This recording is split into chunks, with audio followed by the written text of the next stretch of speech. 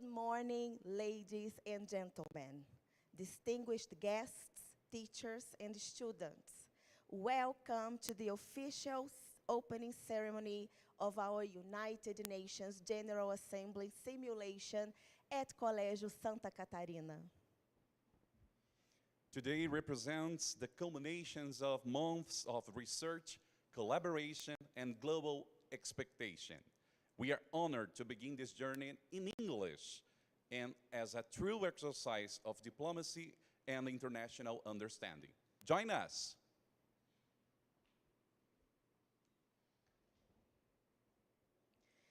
The United Nations General Assembly Simulation Project for high school students at Colégio Santa Catarina, in Juiz de Fora, aims to offer students some practical experience in diplomatic debate and international policymaking.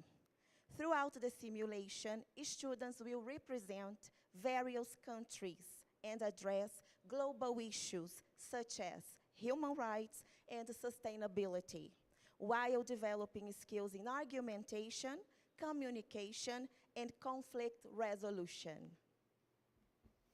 As a part of our internationalization program, this project also promotes an immersive use of English language in alignment with the principles of Brazilian National Common Curricular Basis, BNCC, and the Christian values of our institution. The simulation encourages comprehensive, ethical, and autonomous development of each student.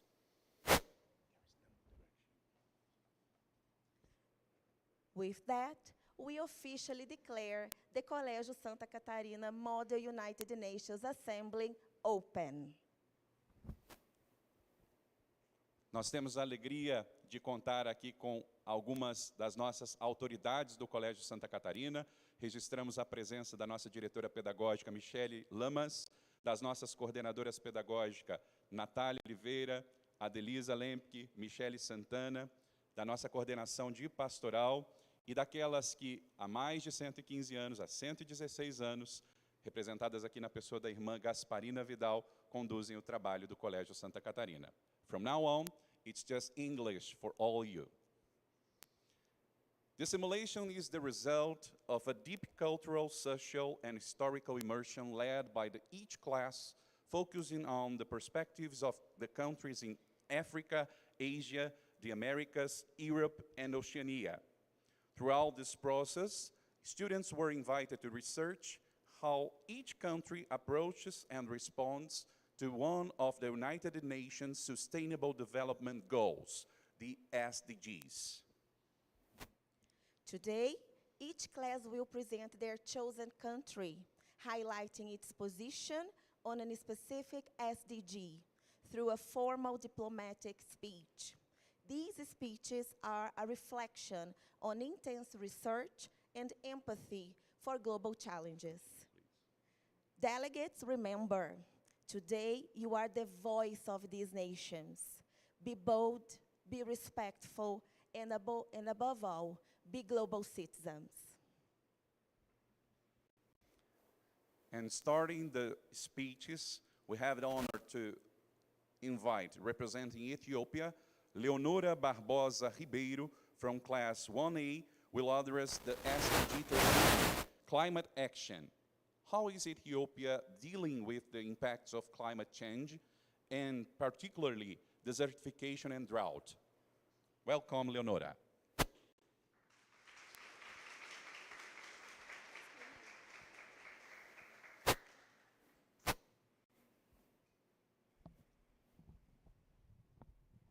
Your Excellency, ladies and gentlemen, it's an honor to speak with you today how Ethiopia is addressing the challenge of the climate change. Ethiopia is among the countries most affected by the crisis. We face prolonged droughts and frequent floods, which seriously impact our agriculture, reduce our food supply, and make access to clean water more difficult for our people. To confront these challenges, the government has taken strong and proactive measures. We support communities through food assistance programs during emergencies, and we are building dams and irrigation systems to help farmers produce crops, even in dry seasons. We are also adopting climate-smart agricultural practice, such as using drought-resistant seeds and we are planting millions of trees to restore degraded land. Ethiopia is investing in green energy, including wind and solar power, to reduce pollution and dependence of fossil fuels. Furthermore, we are strengthening social protecting systems to support the most vulnerable and help them build resilience even in the face of environmental and economic hardship. Even in the face of many difficulties, Ethiopia remains firmly committed to protect both its people and its natural resources. We believe that through international cooperation, we can build a greener, safer, and equitable future for all. Thank you very much.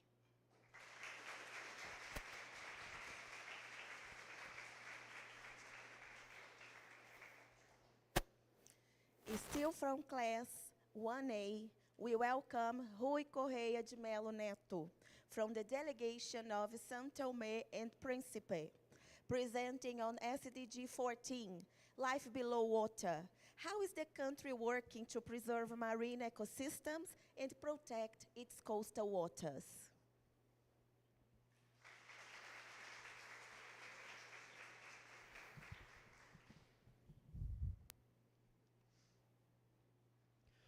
Honorable ladies and gentlemen, it is with great honor that I speak to this assembly on behalf of São Tomé and Príncipe, an island nation whose history, culture, and way of life are deeply connected to the sea. How can we pretend everything is fine while the sea level rises before our eyes? Because of climate change, especially rising sea levels, coastal erosion, and the loss of marine life, São Tomé and Príncipe is taking strong and smart action to protect our coasts and oceans. One of the most important efforts is the development of marine protect areas. These areas play a crucial role in the fight against climate change. Protecting places like mangroves, coral reefs, and seagrass beds, we are also protecting natural carbon sinks, which help reduce greenhouse gas emissions. However, the challenges are real. As a developing country, São Tomé and Príncipe needs support from the international community to keep moving forward. Ocean conservation is not the responsibility of a few, it is a global duty. São Tomé and Príncipe is proof that even small countries can lead great change to defend the ocean. We are on the right path. Protecting the ocean is not charity. It is duty, it is science, it is survival. Thank you very much.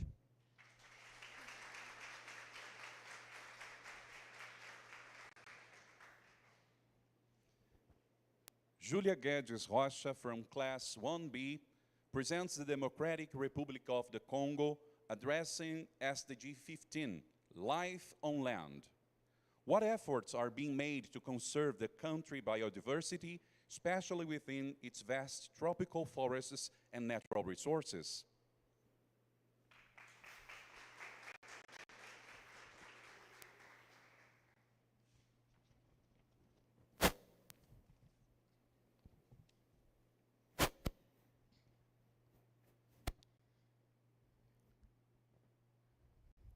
Greetings to the Chair and distinguished delegates.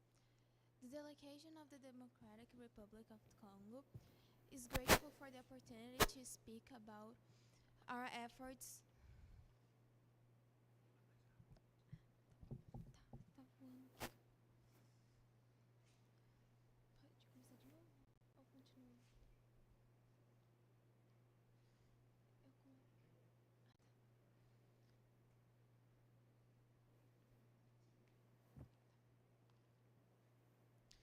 Greetings to the Chair and distinguished delegates.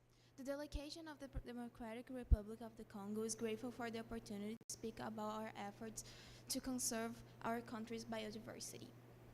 Since 2007, we have been developing REDD Plus projects aimed at reducing carbon emissions from deforestation and ensuring protection of our forests, with the support of international funding. However, we continue to face serious challenges. Uncontrolled deforestation, driven by the demand of timber and fertile land, threatens our ecosystems. Additionally, the illegal extraction of minerals and the pollution of water resources further compromise our natural heritage. To confront these challenges, International financial and technical assistance is vital. With the support, we can expand the number of forest rangers, improve monitoring infrastructure, and strengthen the enforcement of conservation policies. Domestically, we are also planning to implement sustainable architecture in new buildings designs and to integrate green spaces into our urban areas. We count on all countries represented here to join us in taking concrete measures to protect environment of the Democratic Republic of the Congo, and by extension the planet as a whole. The future of the next generations depends on the actions we take today. Thank you.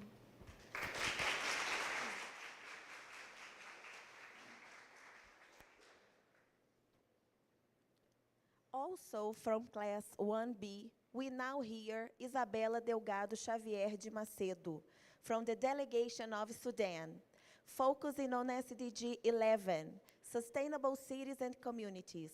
What challenges does Sudan face in its urbanization process, and how are its cities adapting to become more sustainable and resilient?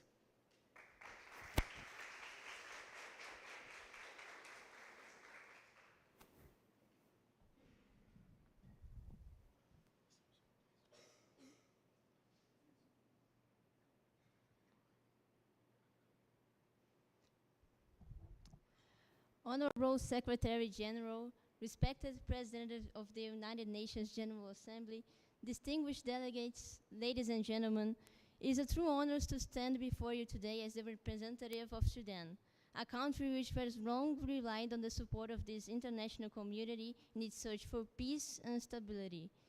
Let me begin with a question. When was the last time you read good news about Sudan? Like many other African nations, Sudan has suffered for decades due to internal conflicts and civil wars, which have cost countless Sudanese their freedom, health, and dignity. Since 2023, the Sudanese armed forces and the rapid support forces have severely damaged key urban centers like Khartoum and Omdurman. Over 10 million people, citizens, have been internally displaced, many seeking refuge in areas which lack basic infrastructure and safety.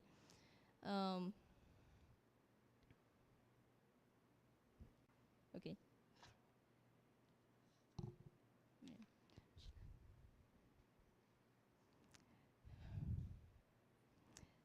Sorry, no. Yeah, sorry.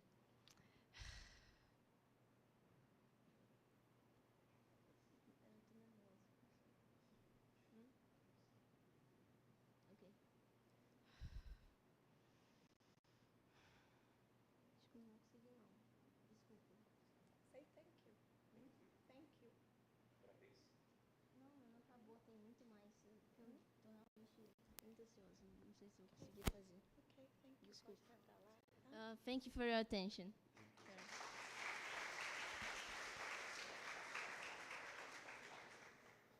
Representing Nigeria, Julia Soler Rezende Magalhães from Class 1C explores SDG 10, Reduce Inequalities.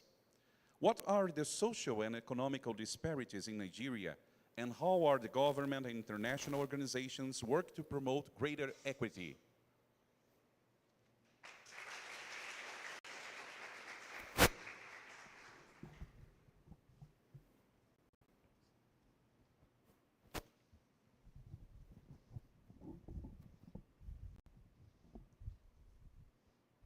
Honorable President, esteemed delegates, ladies and gentlemen, good morning.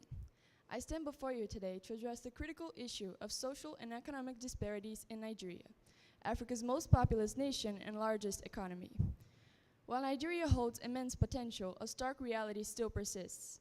Millions live in poverty, with nearly half of the population unable to meet basic needs. Income inequality is profound, with a small elite controlling a disproportionate share of national wealth, while essential services such as clean water, sanitation, and quality education remain inaccessible to vast segments of the population. The Nigerian government, in collaboration with international partners, is actively working to bridge these divides. Initiatives such as the National Social Investment Programs are providing crucial safety nets through conditional cash transfers, school feeding, and youth empowerment. Additionally, the Human Capital Opportunities for Prosperity and Equity program, supported by the World Bank, is strengthening vital sectors. These efforts align with the National Development Plan, aiming to lift millions out of poverty and to generate sustainable employment. These programs try to uphold the rights to an adequate standard of living, education, and health, and are designed to foster inclusion and participation in social justice. So we call upon the international community to continue its unwavering support for Nigeria's efforts to build a more equitable and just society. By upholding the principles of good governance, accountability, and inclusivity, we can ensure that every Nigerian has the opportunity to thrive, realizing their fundamental human rights, and to contribute to a stronger and more democratic nation. A Nigeria built on justice is a stronger world. Thank you.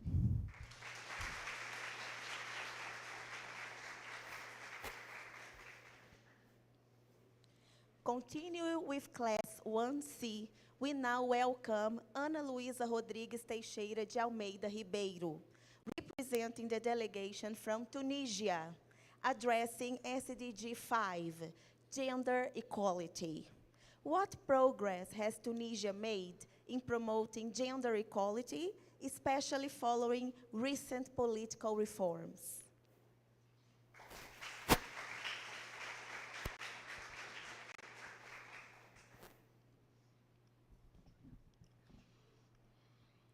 Ladies and gentlemen, we are deeply grateful for your respectful attention and for this illustrious opportunity to speak on behalf of our nation. Today, we stand in defense of Tunisia and speak in support of the continued promotion of gender equality. Tunisia has made significant progress in this area, becoming a reference point in the Arab world. Our 2014 Constitution guarantees equality between men and women, and Law 58 from 2017 criminalizes all forms of violence against women, including domestic and political violence. Tunisia supports women through initiatives such as Women's Journey program, which encourages family entrepreneurship, especially in rural areas. We have also adopted gender-sensitive public budgets and established shelters for victims of violence. Nonetheless, challenges remain. In the new 2022 electoral law, removed gender quotas weakened the guarantee of family representation in the parliament. Additionally, although women make up the majority in university, they represent only 25% of the workforce. We are proud to have the support of UN Women, which has strengthened our institutional capacity by training leaders and public servants. Tunisia reaffirms its commitment to advancing full gender equality. Moving forward on this path means security, dignity, justice, and sustainable development for all. Thank you very much.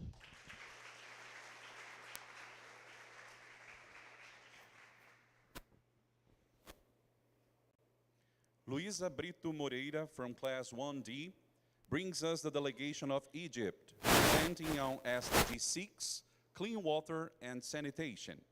How is Egypt managing its water resources, particularly the Nile, and what challenges does the country face regarding water scarcity?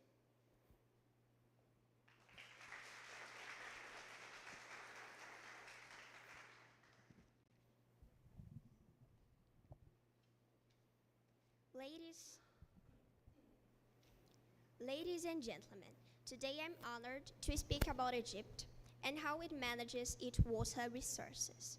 Egypt relies heavily on the Nile River, which provides about 95% of the country's fresh water. In a mostly desert territory, water management isn't just a technical matter.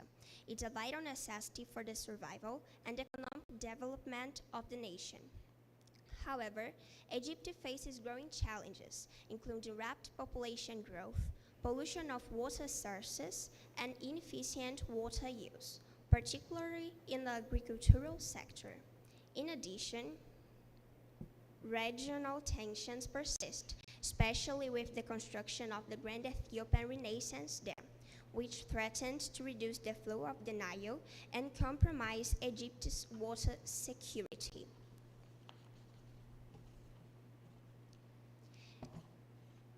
The Egyptian government has responded with responsible and strategic actions, including the modernization of irrigation systems and the promotion of rational water use.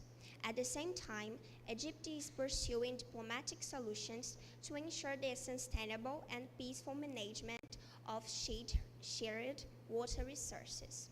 In this context, it is worth recalling the wise words Jacques Cousteau.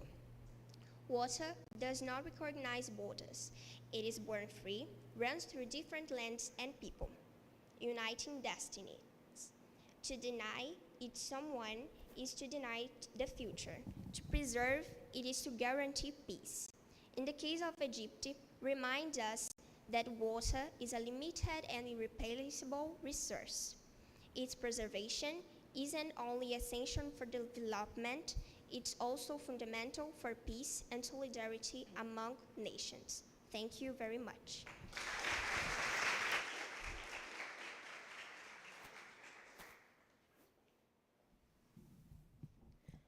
From the same class, we welcome Gabriela Silva Barata, representing Angola and focusing on SDG 16, peace, justice, and strong institutions. What role are political institutions in Angola playing promoting democratic and efficient governance?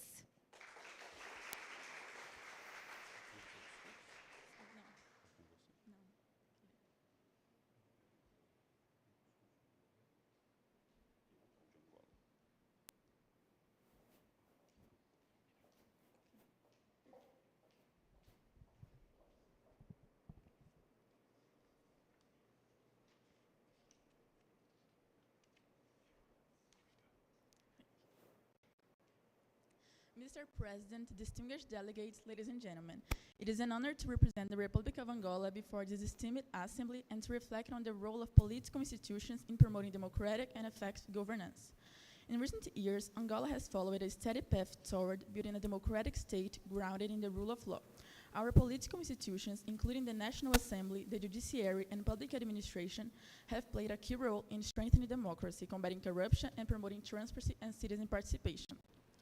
We highlight the growing role of Parliament in overseeing government action, the progress made in ensuring judicial independence, and the ongoing reforms in public service, aimed at bringing decision-making closer to the people. The National Electoral Commission and the Constitutional Court have also been essential in ensuring that our elections are free, fair, and trustworthy. While we remain aware of the challenges ahead, we reaffirm our unwavering commitment to building strong, inclusive, and effective institutions. We firmly believe that institutional strength is the foundation of a just, democratic, and sustainable future for all Angolans. On behalf of Angola, we thank you for this opportunity for dialogue and cooperation. We are confident that through mutual respect and unity among nations, we can build a more equitable and peaceful world. Thank you very much.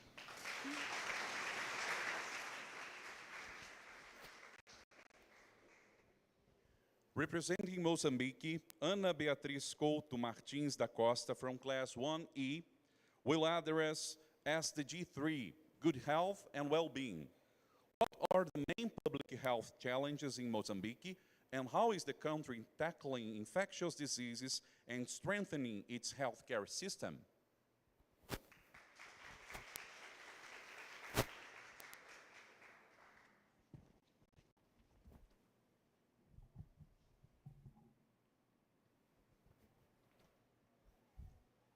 Dear delegates, members of the presidency, and distinguished members of this assembly, thank you for the opportunity to contribute to this important conference.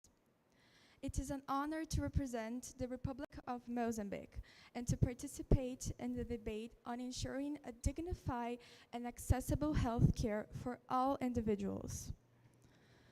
For many years, Mozambique has faced serious challenges in protecting the health and the well-being of its citizens, especially due to uncontrolled disease and the fragility of the national health system. The high child mortality rate and the low life expectancy are tragic reflections of these issues. Disease such as tuberculosis, malaria, AIDS, and diarrhea remain among the leading causes of death in our country. These are directly linked to the lack of basic sanitation, poor nutrition, and inadequate water treatment.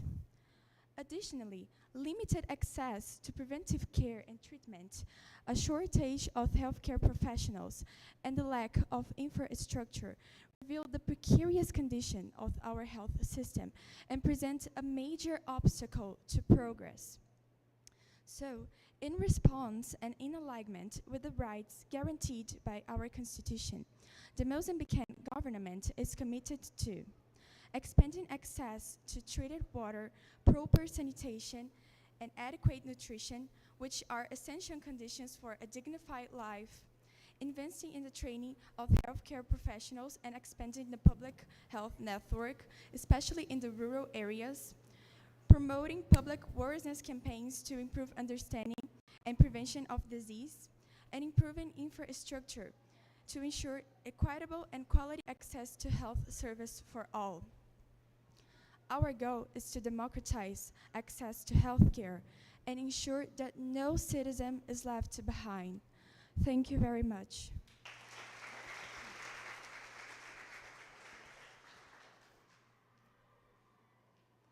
Finally, Larissa dos Santos Magalhães from class 1E presents South Africa, focusing on SDG 1, no poverty.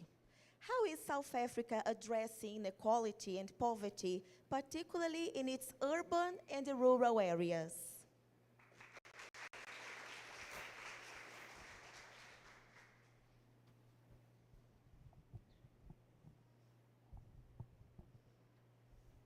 Mr. President, and distinguished delegates, it is an honor to address this esteemed assembly today. As a representative of South Africa, I stand before you to discuss one of the most pressing issues facing our nation, inequality and poverty. Despite its natural beauty and cultural richness, South Africa continues to struggle with deep social and economic challenges, including poverty, malnutrition, and severe inequality. According to the World Bank, South Africa is currently considered the most unequal country in the world. While a small portion of the population enjoys excellent financial conditions, many still have to live in extreme poverty without access to basic resources such as clean water, food, and adequate housing. It is estimated that 10% of the population holds 80% of the total wealth. A key factor in this inequality is the legacy of racism, which remains a persistent issue in South African society. Since the era of apartheid, there has been significant disparity between racial groups. During that time, the population was segregated under a system that limited rights and opportunities based on race. Even today, according to the newspaper Estado de Minas, racial factors account 41% of the income inequality and 30% of the inequality in education. Although government policies have been created to reduce these disparities, corruption has often hydrated their implementation and weakened important social structures. However, according to President Cyril Ramaphosa, the current government is aware of these issues and has initiated a new anti-corruption measurements and reform strategies. In our view, achieving a great equality will require stronger law enforcement, the development of new inclusion programs, and the work of specialized support and teams to assist families in vulnerable situations. To conclude, I would like to thank the UN for its continued support and efforts in developing initiatives that address the root causes of poverty and inequality in our country. Thank you.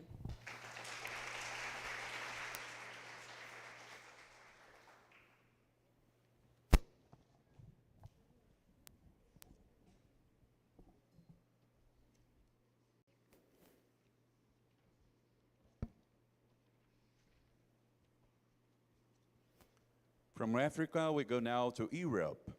Representing Germany, Clara Ladeira de Freitas Conte from Class 2A will speak on SDG 9, Industry, Innovation and Infrastructure.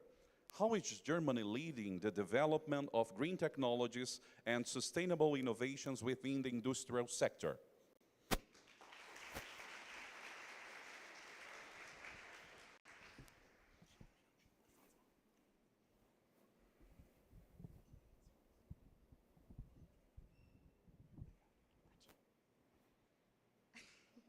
Good morning, Your Excellency, President of the United Nations General Assembly, most reverend ladies and gentlemen of the honorable panel, distinguished representatives present here. It is with immense honor and joy that I stand before Your Excellencies as Germany representative to address a matter of utmost importance to our society. Therefore, I shall speak about Sustainable Development Goal 9, which focuses on green technologies and sustainable innovations within the industrial sector. Dear colleagues, it is important to highlight and emphasize the positive impact of using renewable resources across various branches of the economy, the labor market, and the environment. Our country, Germany, in recent years has stood out for its conscious use of these elements. Some examples of this impact are the number of jobs in renewable energy industrial sector has nearly tripled from 2000 to 2021, employing a total of 344,100 people in the last year. The share of environment technology companies in the gross domestic product is stand at 50% with an upward trend. And another label, the Green Tech made in Germany, companies have been acting and considerable export success. In light of this, esteemed ladies and gentlemen, it is essential and necessary to adopt the green technologies and sustainable innovations in the industrial sector of your respective countries. This is a collective struggle that we must face together to create an ecological and truly sustainable environment. I would like to thank you in advance for the opportunity to be here and for your attentive listening. Together, we shall create a better world.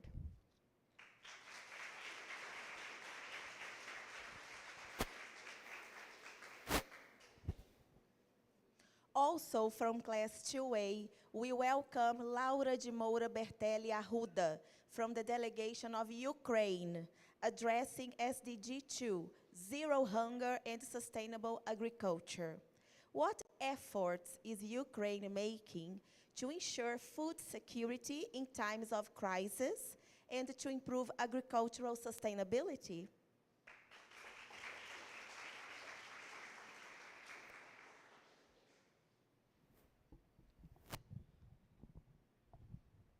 Good morning, Excellent Secretary General, honorable delegates, distinguished representatives. It's an honor to represent Ukraine in defense of SDG 2, Zero Hunger and Sustainable Agriculture. Ladies and gentlemen, where there's war, there's hunger. Since 2022, this has been the harsh reality faced by millions of Ukrainians. Before the invasion, our fields fed over 400 million people annually, represent about 10% of the global cereal trade. Even under daily bombardments, we have kept the Black Sea Green Corridor operational. More than 1,100 ships have sailed, transporting nearly 33 million tons of greens to 45 countries, 57% of them developing nations.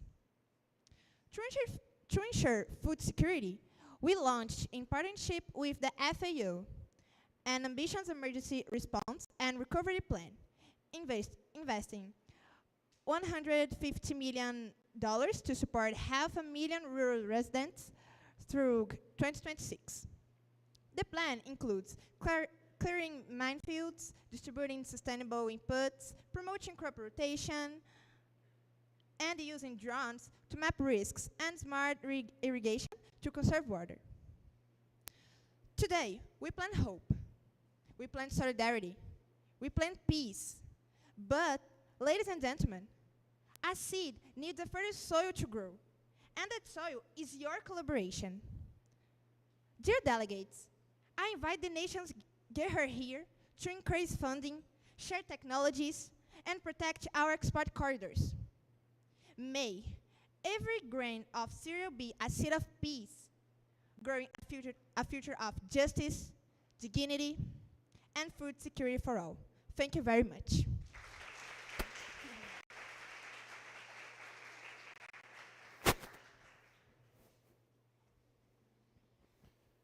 Samia Steiner Hansen from Class 2B presents France, focusing on SDG 11, Sustainable Cities and Communities. What are the initiatives France is taking to make its cities more sustainable and resilient, especially in terms of urban transport and infrastructure?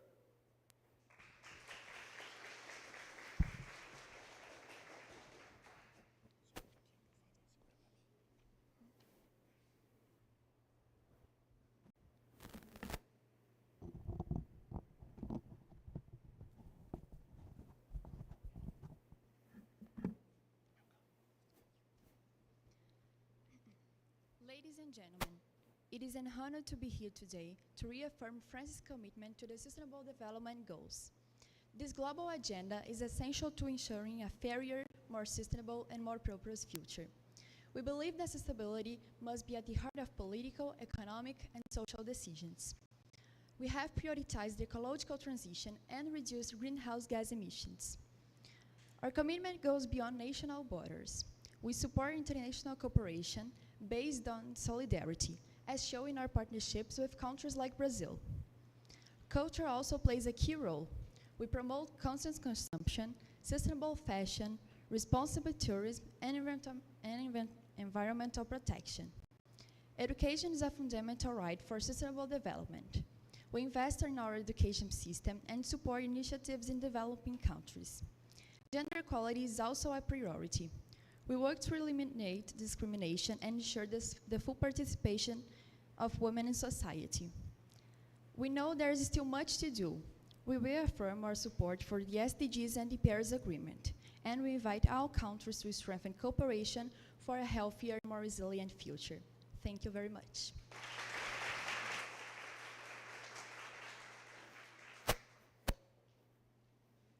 From the same class, we now hear Sofia Safortes Fonseca Yannick, representing Venezuela, addressing SDG 16, Peace, Justice, and Strong Institutions.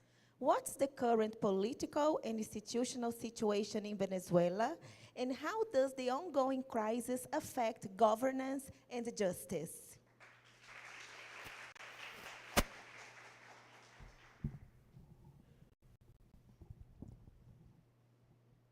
Hello, and thank you all, especially to the representatives of the countries of the United Nations present here. It's an honor to be able to discuss with you today on behalf of the Bolivarian Republic of Venezuela. I'll not take too much of our time. However, I come to address an extremely important topic, the Sustainable Development Goal 16, Peace, Justice, and Strong Institutions. Dear delegates, Venezuela recognizes our recent hardships, especially the political and economic pressures that have impacted our institutions. However, we must reinforce that many of these problems were aggravated by external sanctions, which violated our principles of national sovereignty and the self-determination of peoples. Our country continues to strive to strengthen our democratic institutions and to promote internal dialogue between different political sectors, aiming for stability and social justice. We reject any attempt at foreign intervention in our internal affairs, and we reaffirm Venezuela's commitment to the creation of peaceful and sovereign solutions based on mutual respect and international cooperation. I thank you all once again for your attention.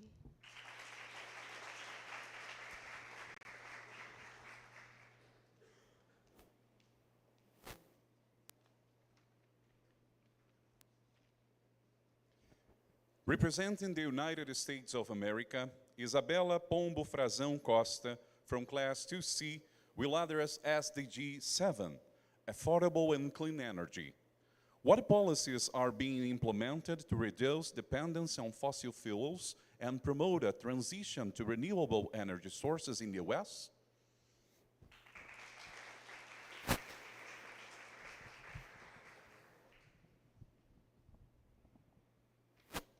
My My dear fellow representatives, today, representing the United States of America, I don't just speak on behalf of a government. I also speak on behalf of the American people, young individuals who fight for climate action, scientists, clean energy workers, communities suffering from impacts of pollution. Currently, our country has failed to lead the energy transition, but the forces that drive the clean energy revolution are too powerful for any single country or president to stop. Inspired by leaders such as Jimmy Carter, who still in the 70s warned of the energy crisis and defended the use of renewable energy, Barack Obama, who implemented policies such as the Clean Power Plan and invested in clean technology, and Joe Biden, who initiated the largest package of federal investment in renewable energy with the Inflation Reduction Act. Many Americans continue to fight for a sustainable future. These leaders have shown us that it's possible to combine economic development with environmental responsibility. While the federal government hesitates, the energy transition in the United States advances, not by political will, but because the market and civil society can no longer wait. States such as California, which lead in solar energy, has set the goal of 100% clean energy by 2045. And New York, with large investments in offshore wind energy and carbon neutrality goals, demonstrate that it's possible to combine ambition with responsibility. And Texas, historically associated with oil, today leads the country in clean energy revolution. This reveals a powerful truth. Change is happening despite politics, not because of it. The energy transition in the United States has begun, and it cannot be stopped. My dear fellow representatives, the whole world is watching. We can no longer accept delay as an answer. On behalf of the American people, we ask this assembly and all leaders here present to recognize that time for hesitation is over. It's time to act together with urgency and courage. Thank you.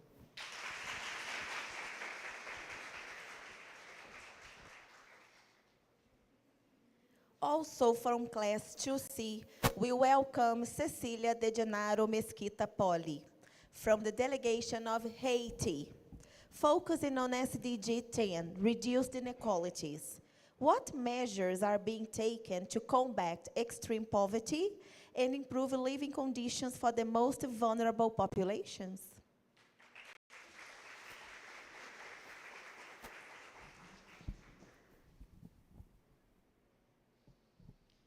Distinguished representatives of the United Nations, ladies and gentlemen, please accept my most respectful greetings. It is an honor to address this assembly on behalf of the Haitian people with a heart full of hope and the responsibility I carry as a servant of a resilient, historic, and profoundly human nation. A nation with a vibrant soul, forged by the courage of those who dare to dream of freedom when the world still refuses to offer it. I stand at this podium today, not to lament, but to share a legitimate outcry, the outcry of hunger. Hunger in Haiti is not merely the absence of food. It is the manifestation of urgency, the reflection of a population that resists, day after day, facing harsh and relentless conditions. It is mothers who divide the little they have to feed their children, farmers who struggle with dry and unpredictable land, children who attend school on empty stomachs, yet are filled with thirst for learning and changing their future. I am not here to cast blame, but to remind you that international solidarity is one of the noblest pillars that uphold this organization. Haiti needs lasting partnerships and concrete, sustainable actions. We must invest in local agriculture, strengthen food security, and above all, restore dignity to our people, not as recipients of charity, but as equals in a shared journey built on mutual belief and commitment. Ladies and gentlemen, the Haitian people are not fragile. We are strong, creative, and endlessly hopeful. What we lack is not courage, it is opportunity. I, therefore, extend my hand on behalf of a nation that wants to build, side by side with the international community, a future where no one must choose between eating and surviving. Thank you for hearing us. Hunger is urgent, but unity is powerful. May we, together, transform urgency into action and hope into reality. Thank you very much.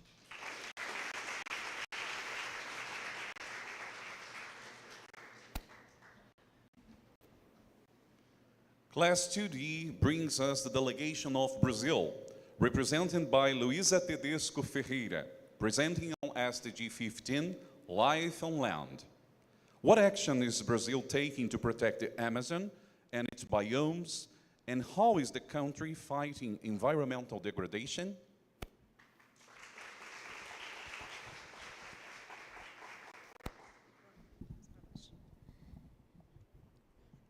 Ladies and gentlemen, heads of state, representatives of nations, it is with great responsibility that I come here to speak about the efforts Brazil has made to protect the Amazon, our other biomes, and the environmental as a whole. Brazil is a country with immense natural wealth. We have 6 biomes of great global importance: the Amazon, Cerrado, Atlantic Forest, Caatinga, Pantanal, and Pampa. Taking care of these environments is not only our duty, but also an important contribution to the entire planet. Starting with the Amazon, the largest tropical rainforest in the world, Brazil has strengthened enforcements against illegal deforestation and fires. Since 2023, data has shown a decrease in deforestation. This happened because the government has increased the presence of agencies such as IBMAI and the armed forces in critical areas. However, not only the Amazon that needs attention, other biomes such as Cerrado and Pantanal are also under threat. Brazil has invested in the restoration of degraded areas and in programs such as the Rural Environmental Registry, CAR.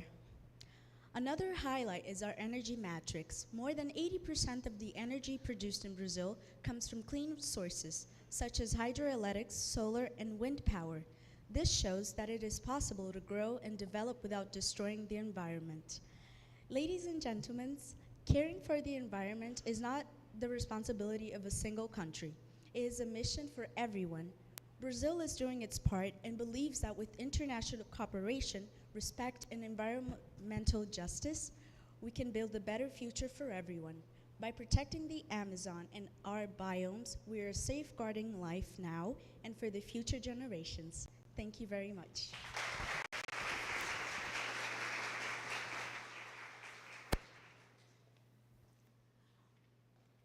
Lastly, from class 2D, we hear Gabriel Codognoto Correia from the United Kingdom delegation addressing SDG 8, Decent Work and Economic Growth. How is the UK responding to post-Brexit economic challenges, and what efforts are being made to promote sustainable economic growth and job creation?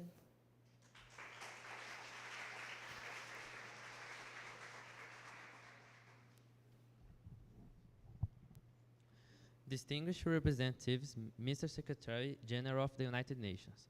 On behalf of the United Kingdom, it's an honor to participate in this distinguished assembly and to report on the strategic initiatives we have undertaken to promote decent work and economic growth.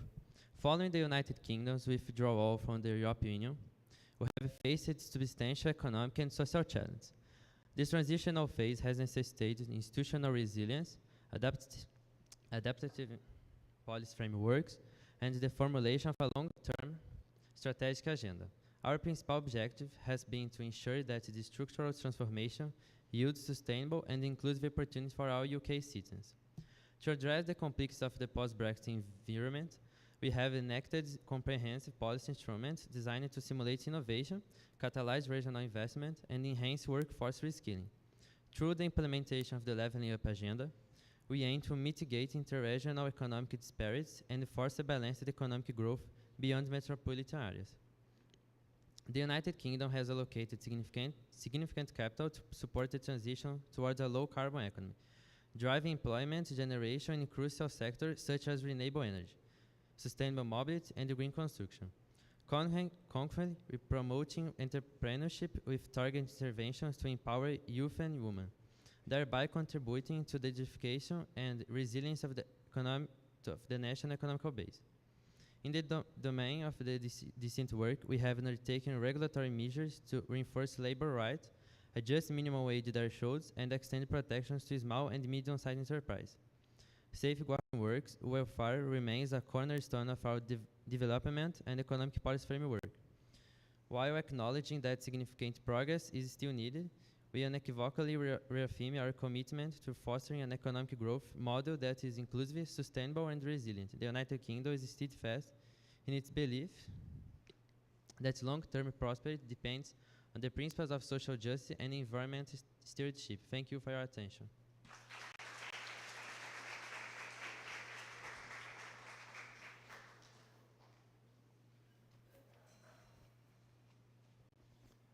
From now on, we welcome Asian and Oceanian delegates. Representing Saudi Arabia, Artur Salles from Class 3A will address SDG 7, Affordable and Clean Energy. How is Saudi Arabia diversifying its economy and seeking more sustainable alternatives to oil production?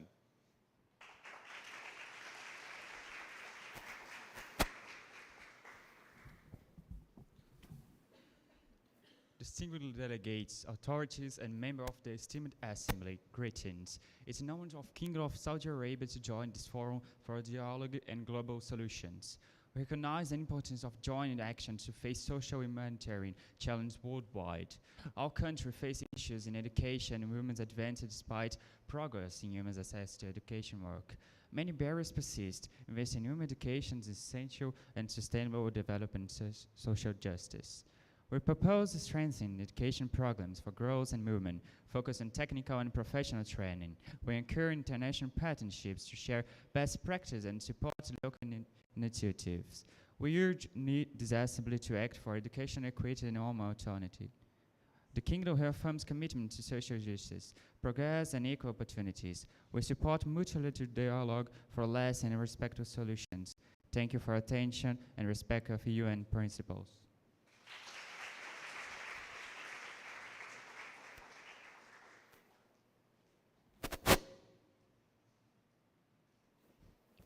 Also from Class 3A, we welcome Tiago Damasio, representing the delegation of China, focusing on SDG 9, Industry, Innovation, and Infrastructure. What are China's major infrastructure projects, such as the Belt and Road Initiative, and how do they impact the global economy?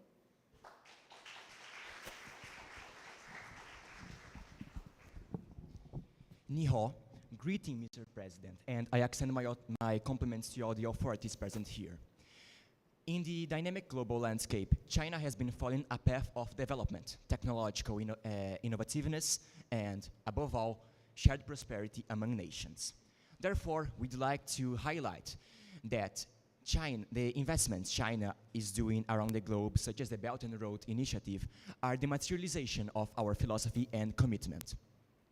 Taking inspiration from the historical Chinese exchange and cooperation, we understand the Belt and Road Initiative as more than a mere infrastructure project. It is a symbol, a vision of international connectivity.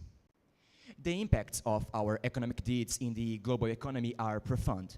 Through our investments, we stimulate economic growth in partner nations, optimize supply chains, create numerous job opportunities, and grant greater connectivity to the international market. Through investments in strategic ports, railways, and economic corridors, we are weaving a long logistical network that spans and unites various continents. China remains firm in its belief of collectivity, international collaboration, and multilateralism. Although not imposed, our investments clearly demonstrate our ambition and our belief in a world where the benefits of globalization can be shared and distributed equitably among nations, creating a common path of development for all of humanity to thrive upon. We thank you for the opportunity to speak in this forum. We would like to emphasize that the Chinese government is always ready and eager to work with new partners. Thank you.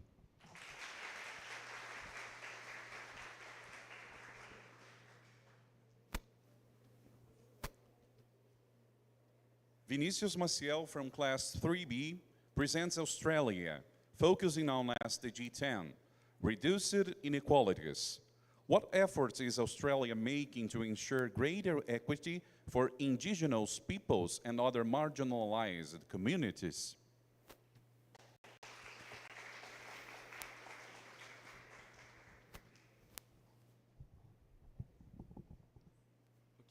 Mr. President, Excellence, and distinguished delegates. I'm honored to represent Australia in this important debate on reducing inequality, a central issue for social justice and for building more resilient and inclusive societies. In our country, we recognize that equity begins with addressing the deep-rooted disparities that have historically impacted our indigenous people, the Aboriginal and the Torres Strait Islander communities.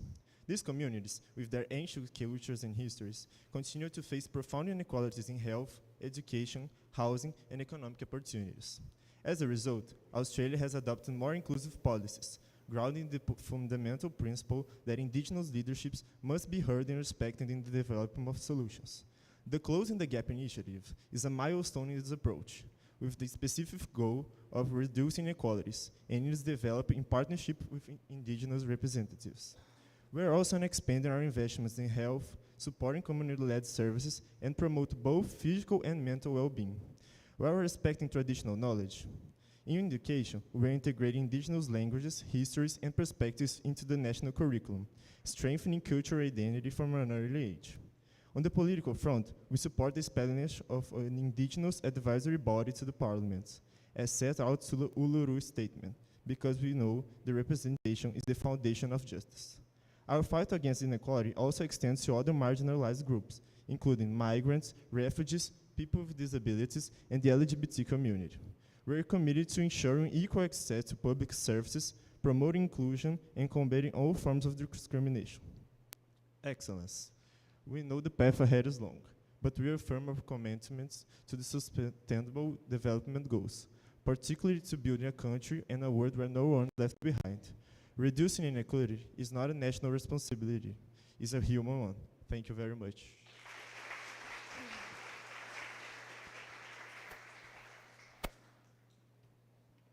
Also from class 3B, we now hear Marina Coutinho, representing India, addressing SDG 3, good health and well-being. How is India addressing malaria and the other tropical diseases, and what initiatives are being undertaken to strengthen its healthcare system?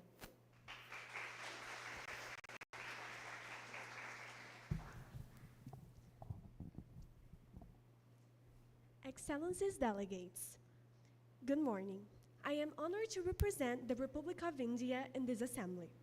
It is with great respect that I address you to reaffirm our firm commitment to Sustainable Development Goal number 3, ensuring healthy lives and promoting well-being for all at all ages. With a population of over 1.4 billion, India carries an immense responsibility.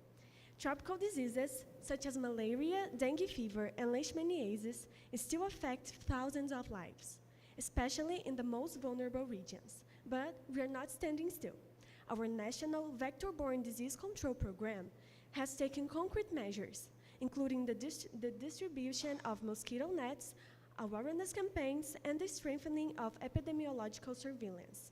As a result, we have seen a significant drop in malaria cases in several parts of the world. In addition, ladies and gentlemen, I would like to highlight Ayushman Bharat, the world's largest public health plan, which provides free access to medical services to millions of vulnerable Indians. This initiative represents a concrete step towards equity in healthcare. I would also like to remind you that India is one of the world's leading producers of vaccines and generic medicines, which make us a relevant player, not only in national health, but also in international health security. Dear colleagues, I invite this assembly to reflect with us. Access to health is more than a goal. It is a fundamental human right. We will continue to work with courage and cooperation, investing in inclusive and sustainable solutions that are committed to the dignity of every human being. Thank you very much.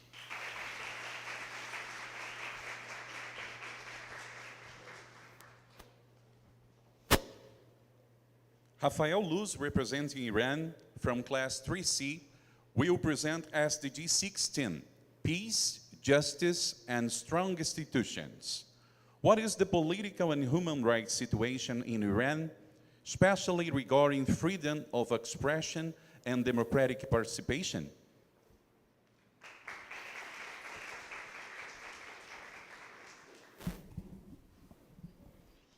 Greetings, dear colleagues who are members of the United Nations. I recognize and thank previously the grateful opportunity of explaining some issues surrounding my beloved country, Iran. We understand the preponderations made about our country as biased and based on the active social culture driven by the Western world during the 20th century. However, we visualize certain aspects that should be revised. Thus, we are willing to implement Sustainable Development Goals until 2030. Despite that, we are a theocratic nation, which is non-negotiable, and that means some points of our interpretation surrounding the sacred writings are undeniable to the well-function of our society. Therefore, your judge about the values followed in Iran, especially the ones who come from the Western civilization, is just cultural imposition instead of humanitarian salvation. We believe that not only the SDGs are a project of value to the international diplomacy of Iran, a country that commits in guaranteeing an Iranian citizen who is aware of his rights, but we also insist that the social and political organization practice in Iran follows the rules made up by God. Consequently, there are no mistakes or unfairness. Thank you.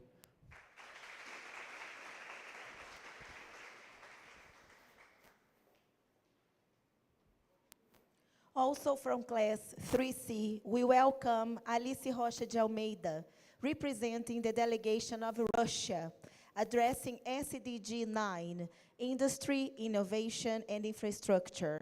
How is Russia promoting technological innovation and modernizing its infrastructure to support sustainable growth?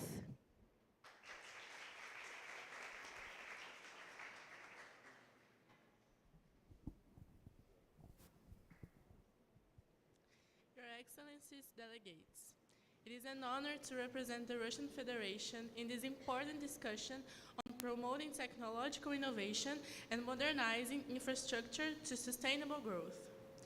Russia recognized the importance of sustainable development, Goal 9, CG 9, which aims to build resilient infrastructure, promote sustainable industrialization, and foster innovation, and has been investing heavily in science, technology, and innovation as pillars for its development. Russia has vast natural gas resources, which represent an important source of national wealth and drive the country economy. We are committed to exploiting these resources in a responsible and sustainable manner, ensuring that their use contributes to economic growth and, above all, to the well-being of the population. In addition, we reiterate our willingness to expand energy cooperation with other countries, promoting the exchange of clean technologies and sustainable practice for a more efficient and less pollution global energy sector.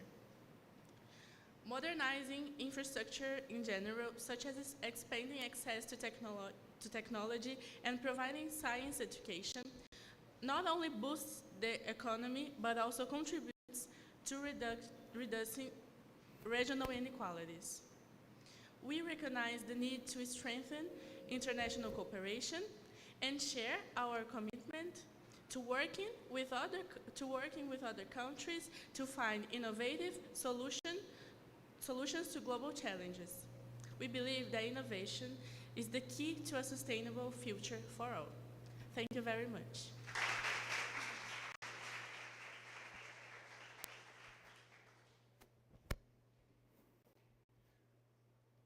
Ana Luisa Perez from Class 3D presents Israel, focusing on SDG 4, quality education. How does Israel's education system foster technological innovation and ensure access to quality education for all?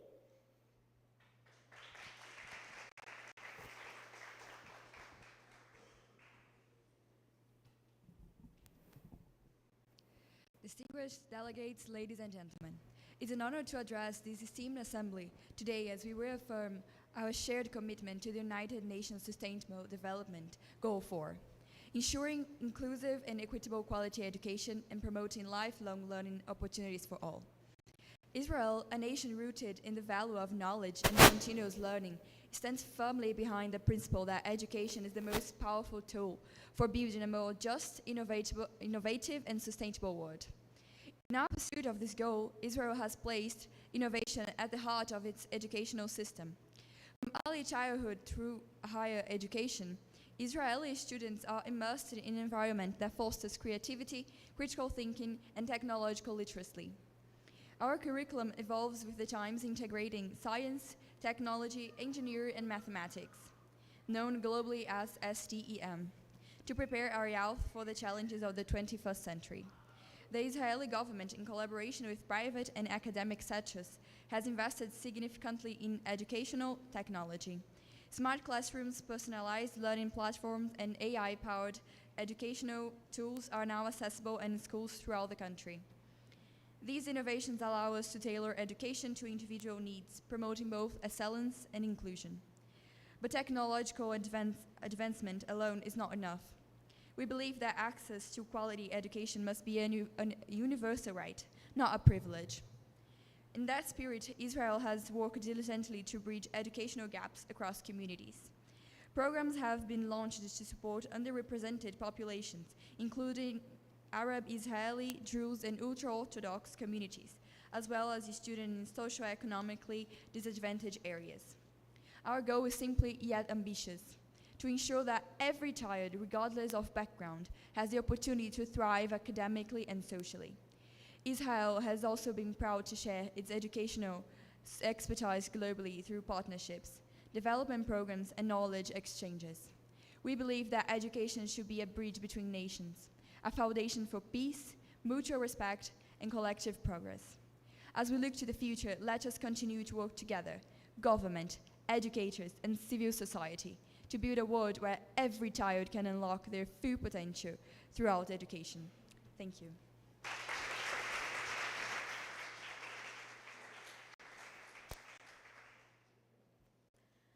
Lastly, Esther Kina from class 3D, representing the delegation of Turkey, addresses SDG 16, Peace, Justice, and Strong Institutions. What challenges does Turkey face regarding democratic governance and the strengthening of its justice institutions?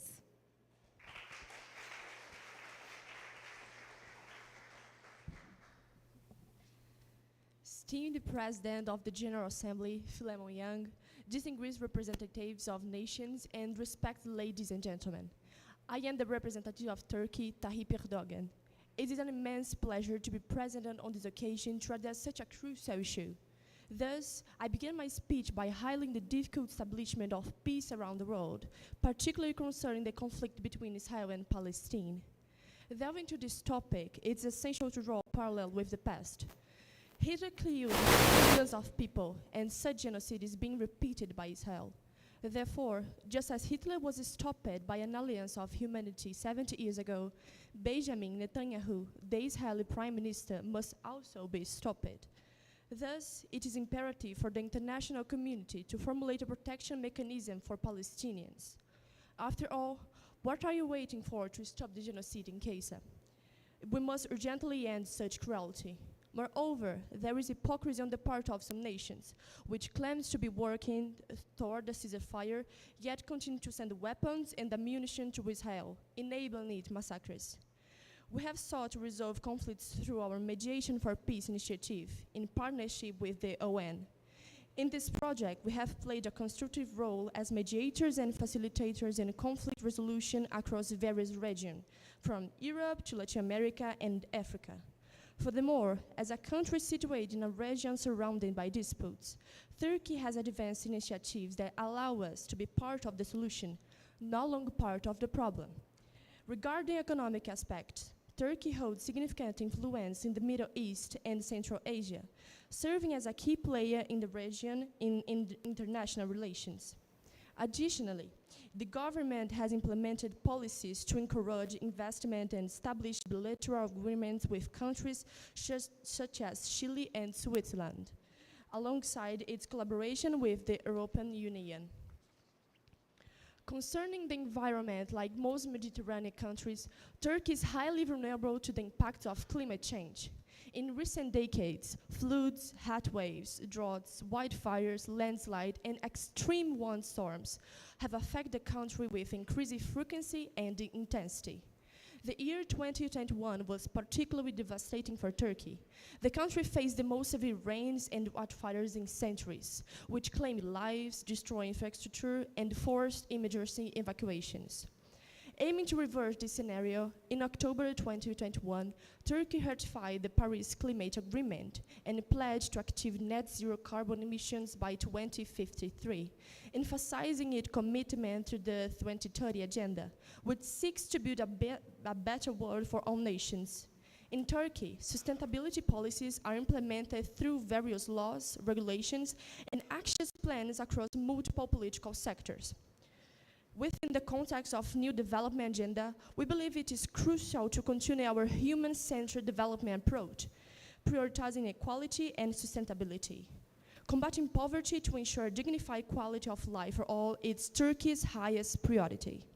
Moreover, a peaceful society, the guarantee of rule of law, and good governance are enablers for our goals and support equal opportunities for all. To conclude my speech, I assert that the time has come for Europe and the UN institutions to say enough for these merciless acts, which constitutes crimes against humanity. Thank you.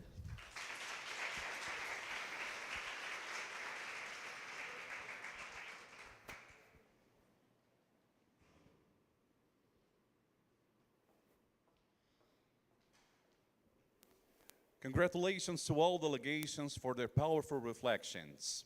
You have brought critical global issues to light, demonstrating your research, dedication, and understanding of our interconnected world. Thank you to all our delegations for the powerful and thoughtful contributions. Let this be just the beginning of a day filled with debate, learning, and mutual respect.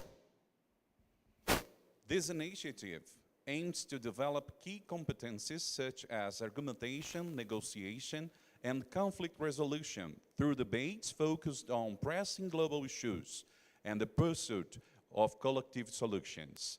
It fosters critical thinking and a deeper understanding of international dynamics. Rooted in the mission of Colégio Santa Catarina, this project reflects the institution's commitment to a holistic, human, and Christian education, one that centers on the student and their unique context and potential. By engaging in this dynamic and meaningful learning experience, students are encouraged to learn by doing, cultivating not only intellectual skills, but also ethical and social awareness.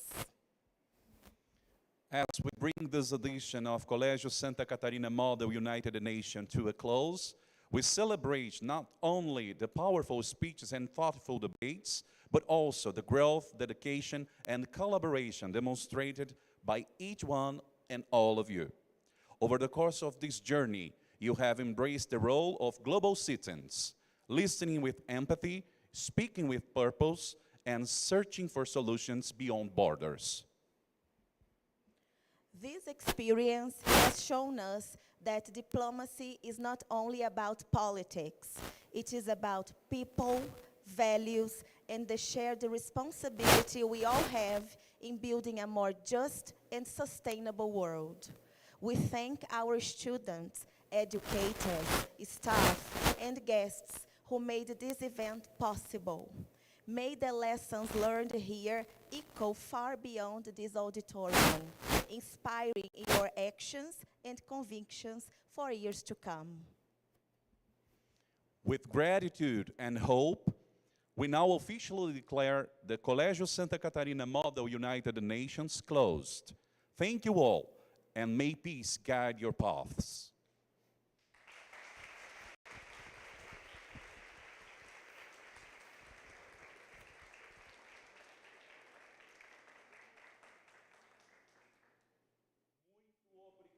Santa Catarina.